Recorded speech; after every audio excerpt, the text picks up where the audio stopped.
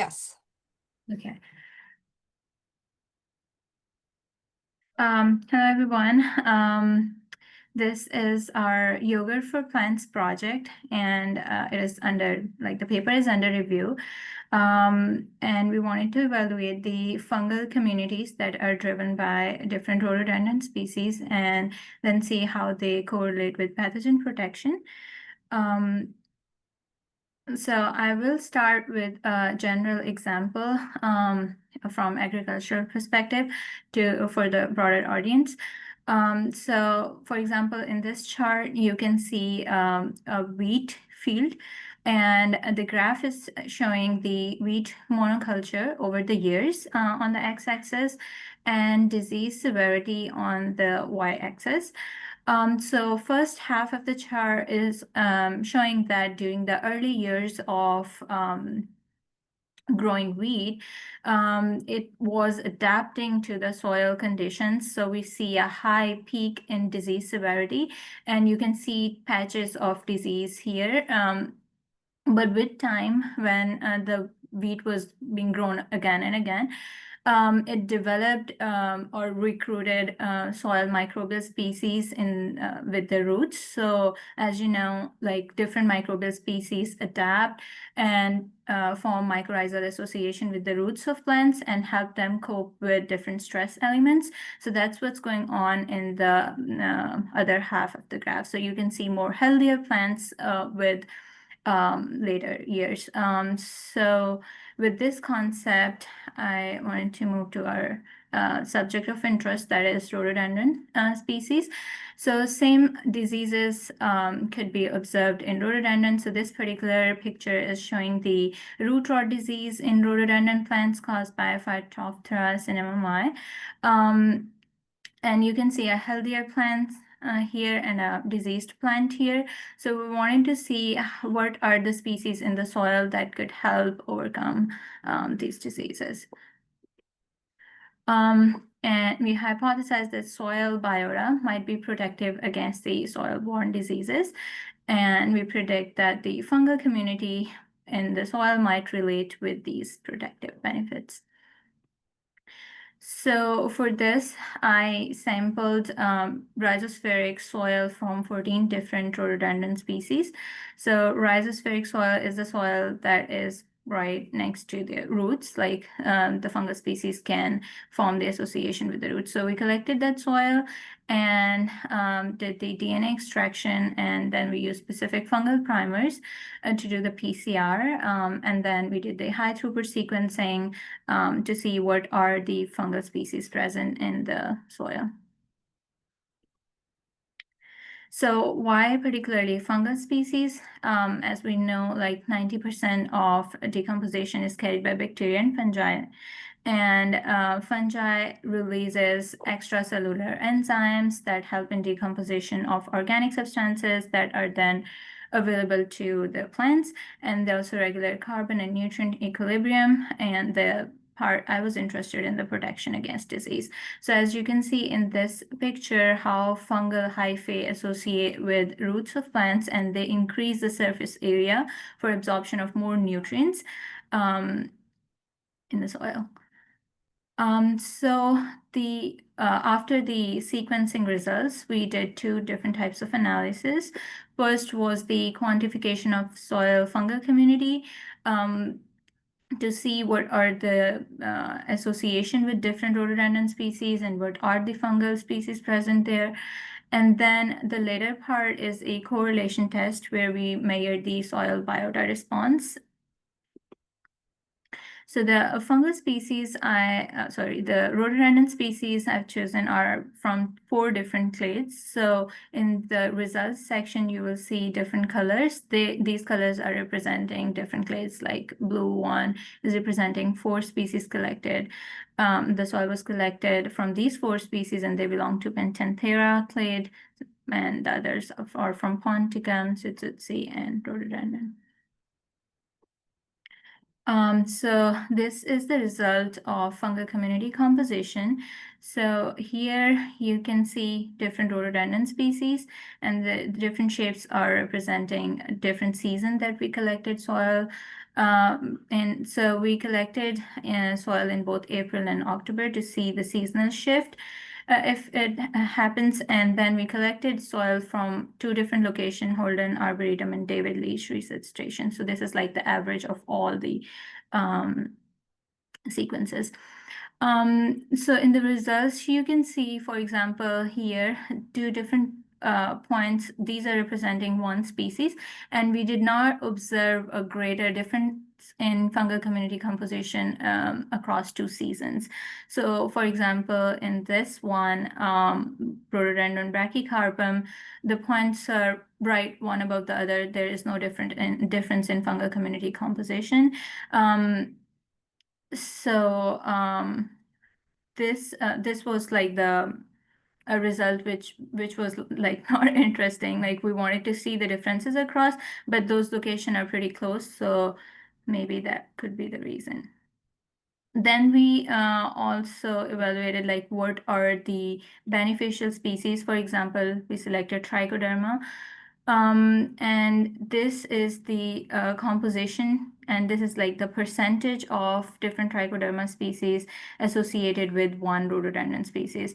And you can see different rhododendron species are present in different percentage. So there is a much difference among species with respect to occurrence of Trichoderma species.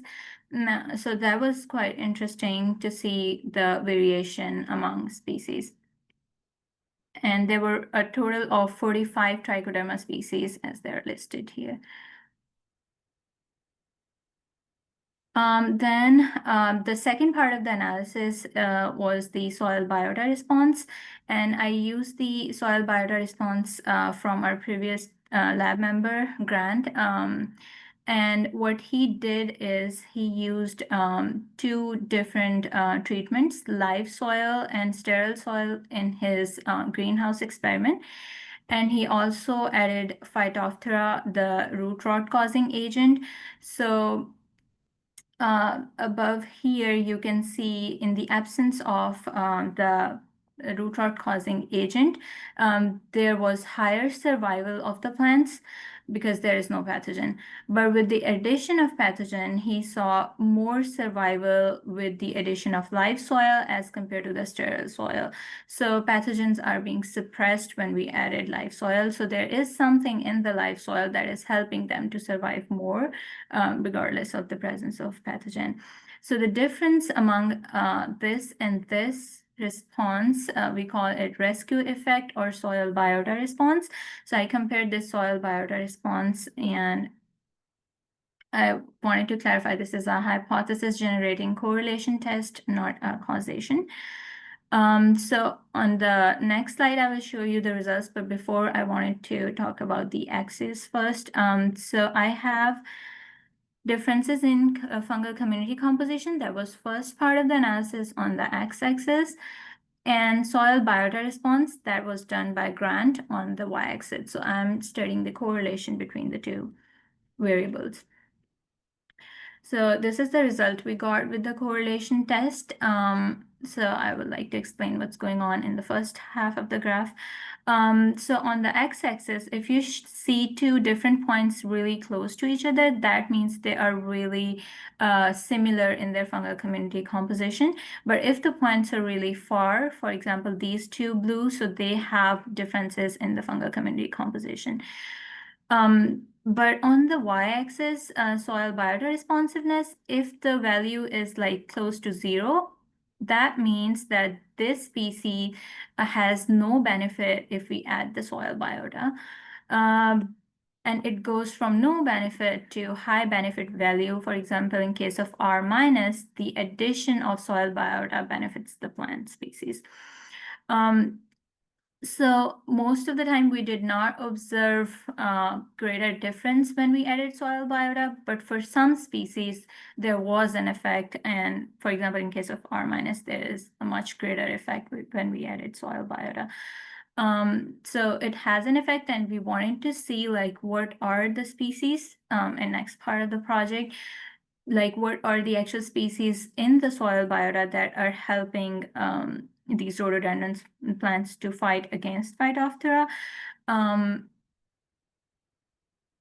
So in my future project, I am testing specific fungi that are found in the soil, and they can reduce the disease severity. And I also wanted to like understand what are the mechanism governing those benefits. So I'm using Ericaceae plant species, and they form specific in association with ericoid mycorrhizal fungi. That's why I'm studying those species, and I'm also doing like variation in nutrients to see if the nutrient could be a stress element, like how these species are behaving with respect to like different concentration of nutrients. So these pictures are showing like the initial trial that I did with seed sterilization and growing those rhododendron species in the nutrient media. So they're growing really well, and I will apply like the fungal inoculation in the next part, and then nutrient stress as the third variable. So this is what's going on. Thank you so much, and I'm really grateful that people from Holden Arboretum were really helpful while doing this project, and this was funded by Horticultural Research Institute. Great. We have a question in the chat from Peter Norris. Peter, do you want to ask your question live or in the chat? Either one.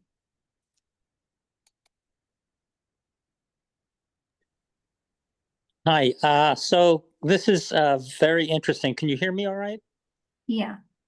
A very interesting topic, and I think very complex because there are issues about the effect of the species. For example, Hyperithrum is known to be very resistant to Phytophthora, as well as the soil biota effect, and maybe even temperature effects. You didn't talk too much about that, but cool temperatures versus warm temperature soil, how that affects the biota, how that affects the ability to inoculate with biota against Phytophthora.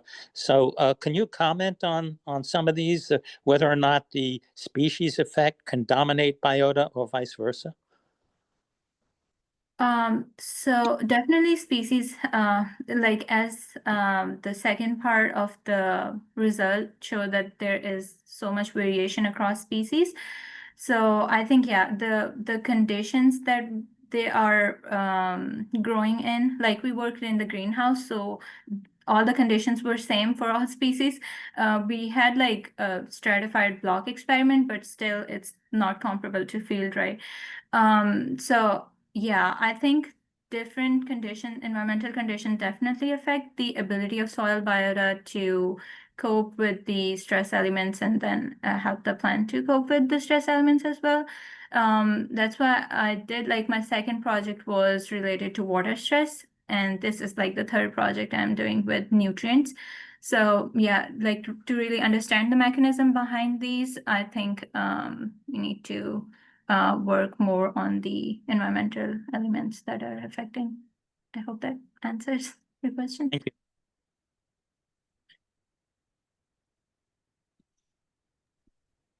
We have time for another question, if anybody's got another question.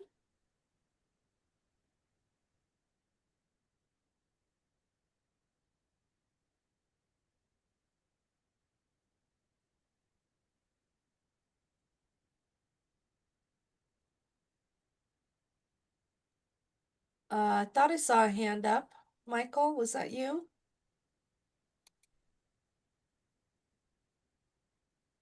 I gave you the all power allow to talk, Michael, if you would like to ask your question.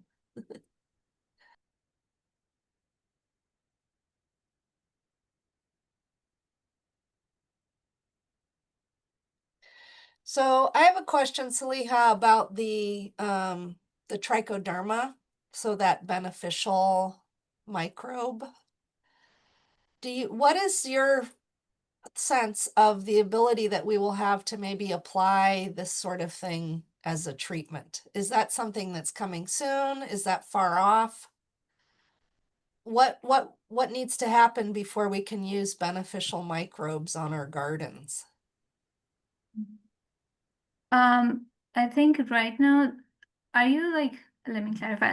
Are you asking question about the next project or like from growers' perspective? From a grower's perspective. I think the specificity of these species, for example, if we talk about ericoid species, they are really specific to ericaceous plants. And then they grow in like low pH environment, and there are different conditions that they will be really good at growing. But in some conditions, for example, with water status experiment, they were like I used Pezizilaricae, which is really good in forming association with those species, but it did not behave well during the drought experiment that I did. So I think it depends on the combination of species that we are using, not just one species. For example, in case of live soil was behaving much better than just the Pezizilaricae. So I think it requires a series of experiments per species to see what are the combination of ericaceous species that are behaving well with the particular ericoid species. So I think, yeah, a series of experiments should be done on a single species, and we cannot just rely on the live soil or one species.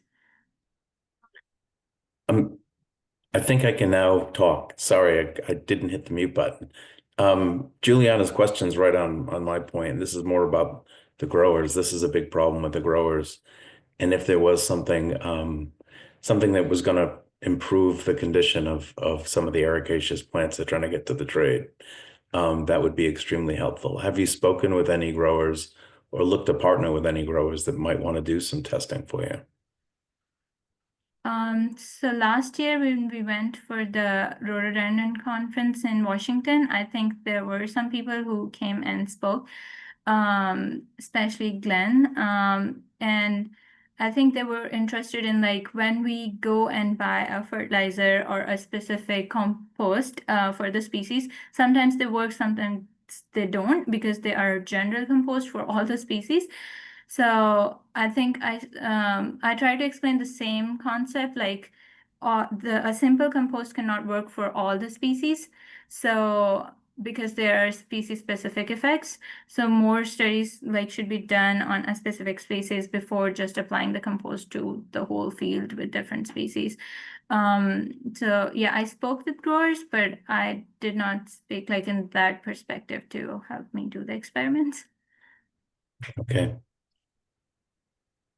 So you have a question from Jean in the Q&A. So Jean asks, first, could you explain the relative importance of species versus temperature based on the Permanova results and the ordination? And then while Saliha's looking for that, Jean says, FYI, we have some nursery partners, but I think we are 5 to 10 years out from microbial products that could be broadly applied to rhododendron. So a ways away from that. So Saliha, do you want to answer the Peter's species question using those Permanova results? So the temperature one, I think Jean is pointing towards the results that I was showing in April and October. I think there was not a big difference among different seasons. Like we did the analysis across like October and April, so we did not observe much difference. Yeah, so sorry, can you guys hear me now? Yes. Thanks. Okay, so sorry, this is Jean. So I just could jump in to add just a little bit more on what Saliha just said with respect to Peter's question about like the relative importance of species effects. In general, the effect of species is huge in the statistical analyses and is much larger than, for example, the effect of season, which is very minimal. And you could see that in the ordination, but you know, perhaps we could just like reframe that to say season is not very important compared to the species effects, which are very large. And Peter, you're right that you can't necessarily parse out how important is like the genetic effect of species like Rhododendron hyperethrum, which is known to be resistant to Phytophthora, like those species effects versus other things that might drive the species effect are really not possible to parse out in this data set. So we can't say to what degree is genetic resistance to particular pathogens driving the pattern we can see. We can say that the species effects are very large, at least on the fungal community. And that's super interesting, at least to us, because some of these beneficial fungi like Trichoderma or the ericoid mycorrhizal fungi that Saliha mentioned, those beneficials could be candidates for possible nursery products. But whether they're ever going to be more important than species effects, personally, I think they will always be less important than species effects, those possibilities of genetic resistance. That's probably always the best solution. If you could breed cultivars that are genetically resistant, that's probably always going to be better. Can I jump in for a second, Juliana? Absolutely. Is it possible that the soil biota effect and the species effect are part and parcel of the same thing? That is, certain species have the ability to cultivate higher concentrations of soil biota, and that's the thing that confers upon them the resistance. And So do you want to add anything to that? Or do you want to let me jump in? Well, I could jump in. So I think yes and no. So I think that yes, the species effect could in part be driven by the ability of some species to cultivate particularly beneficial microbial taxa. So for example, Saliha's data, where she's looking at the strength of the species effect on soil microbial communities, suggests that the species have a huge effect on soil microbial communities, including on the composition of beneficials like Trichoderma in the soil. So I think that is absolutely part of the solution.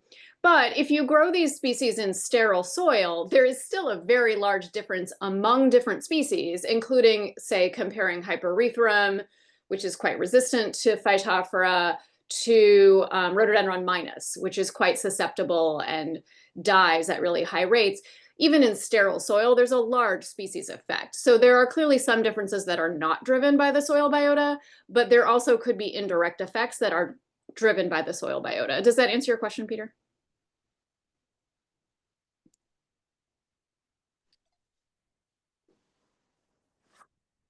Yeah, so sorry, I think the answer was a little bit yes and no, but there's both strong species effects, but potentially indirect effects that could also be driven by soil biota.